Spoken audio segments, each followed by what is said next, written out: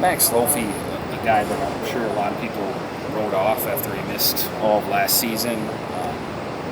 How do you explain missing an entire year of football and not only coming back, but maybe playing as best as he ever has? Yeah, it's always tough missing time, and I think Matt's did a great job of just always keeping his spirits up, always trying his best to get better, whether that was studying the defense and just having that kind of advantage for when he came back. He did a great job of competing, attacking his rehab really well, and then just kind of as soon as you guys sent him, as soon as he got out here, he just kind of hit the ground running.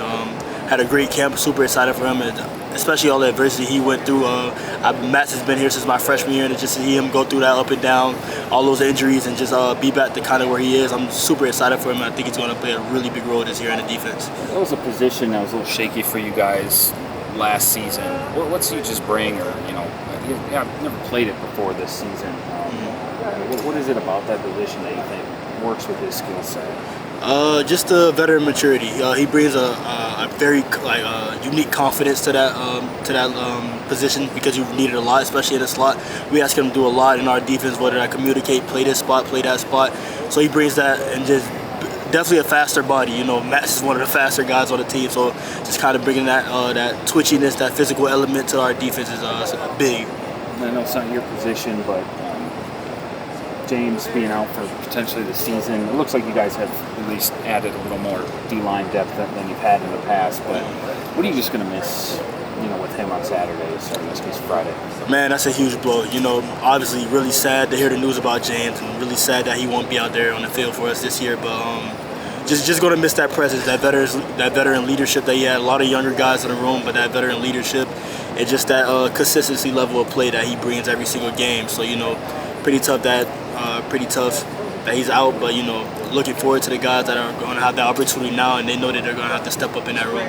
You mentioned before the season, one of the reasons you came back was you wanted to get this program, back to the level that it was before you got here.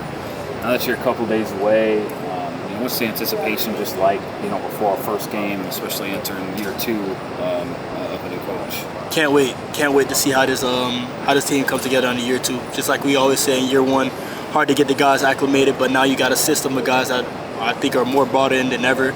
So I'm really excited to hit the ground with the guys running on defense, on offense, on special teams, everything. I'm really excited for the product I think we could put out this year. I know everyone's going to say the right things in the media, and last year was, you weren't concerned about the number of transfers and new faces. Nobody was necessarily expressing concern about learning a new system. But now that that's over and you're in year 2, how would you compare, just everyone's knowledge, understanding, and ability to go out there and kind of just play rather than think, now that you've all, or most of you, have had a year on with that system? Yeah, no, it's really good. I think guys are, like you said, a lot more comfortable this year in the system. It's just as far as communication and playing wise, I think guys are a lot more comfortable. And then I think our staff did a great job at going out and getting transfers in spots that we needed, and just a group of guys that adopted really well. It's just certain guys that played in defense before, like a Jaheim Thomas at Cincinnati, was a really big transfer, a really big get for us. So I just think I think our staff did a really good job of getting guys that are comfortable in the scheme, and then that could adapt really quickly. You sort of touched on the next question. Is Jaheim, Leon, John going to be the biggest difference people see in this defense, just in terms of bringing that reliable pass rush? Oh yeah, definitely. I think John, Leon, and Jaheim all bring that consistent pass rush for us too as well.